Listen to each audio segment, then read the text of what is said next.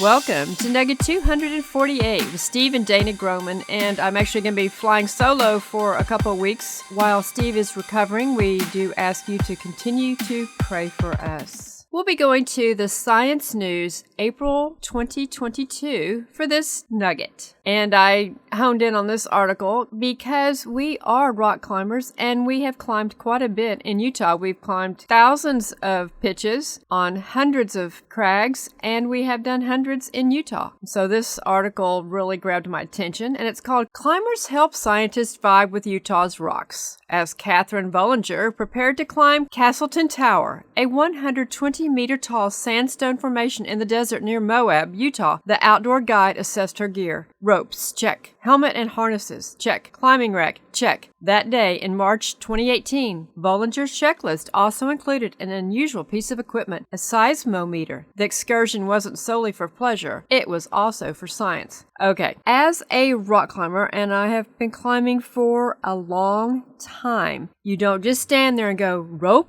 check. Helmet, check. Harnesses, check. Climbing rack, check. That's ridiculous. So whoever wrote this article has no idea about climbing, but I do have to say that I looked up Castleton Tower. We had not ever climbed it, and I had my suspicions why, but I looked it up in our rock climbing guide to Utah, and I remember exactly where it is, and I've got to give kudos to Catherine and her husband because this is quite the tower to climb. They are obviously highly skilled, experienced climbers. And according to this book, as far as Castle Valley, which is the Moab area, much of Utah's canyon country climbing history begins with the first ascent of Castleton Tower in 1961 by geologist Huntley Ingalls and bricklayer Leighton Core. Until 1970, only 4 parties had climbed the tower on the Coors-Ingalls route. Let me tell you about that. Routes are climbs that have been established by someone else. There's technical rock climbing and there is sport climbing. I prefer sport climbing because it's already set up and established and you just use quick draws. There is usually an anchor and it's just a much quicker thing. I'd rather do 10 climbs in a day than 1. As I was looking up Castleton Tower in our book, besides the fact that it's the most historic tower in Moab area in the canyon country, it says this square 400-foot high tower called Castle Rock on the USGS maps is the most famous of Utah's many sandstone pinnacles. It sits atop a 1,000-foot high cone of banded cliffs broken by steep scree and boulder-strewn slopes. And I'm not going to continue on and bore you with the climbing part of it. I just wanted to let you know that we've done a lot of climbing in the Moab area. In our old Tahoe, we had the sticker on the side mirror that said,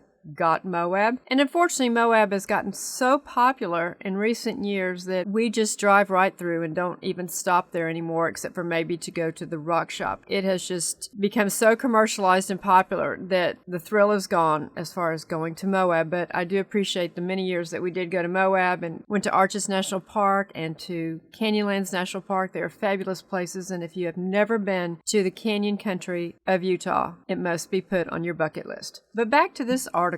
Castleton Tower may appear still, but it and other soaring geologic structures are in constant motion, vibrating in response to earthquakes, human activity, and even distant ocean waves. The same goes for the fens, formations that are irregularly, that's hard for me to say, shaped instead of cylindrical or rectangular like towers, says geophysicist Riley Finnegan of the University of Utah in Salt Lake City. The seismometers measure how much the towers and fens naturally vibrate. Here's a picture of Catherine. She talks about going up, how it's so steep. Back to why we've never climbed that is because it's mainly 5'10s and 5'11s, and you have to be an extreme climber to climb 5'11s. We like to climb somewhere between 5'4 and 5'8s. 5'7s are our favorites. If you have never rock climbed or if you've done it in a gym until you've been out on natural crags, you don't know what you've missed. She and her husband must really be fantastic climbers. But she took this equipment up and found that the frequency range on this tower was 0.8 to nearly 15 hertz. In other words, the towers sway roughly 1 to 15 times per second. Of course, course, we would never notice that. We had done our nuggets along US 395 back in 2020, and we talked about all the earthquakes that are going along just in that area. Little tremors and things are going on all the time, and it's just part of the function of the earth. I do want to skip to this one paragraph that said, such insights are important not just to scientists, but also to Native Americans, including the Eastern Shoshone, the Hopi, the Navajo, the Southern Paiute, the Ute, and the Zuni peoples. Many of the landforms, which are located on the traditional lands of these groups, hold cultural and religious significance, Finnegan says. Now, one note here is the Native Americans do not let you climb on the formations that are on their lands. They protect them because, as the saying says, they do consider them to hold cultural and religious significance. Although going on these lands and reservations is a wonderful thing to do, the people on all of them are extremely friendly, receptive, as long as you mind their rules and their customs. Eventually, Aerosmith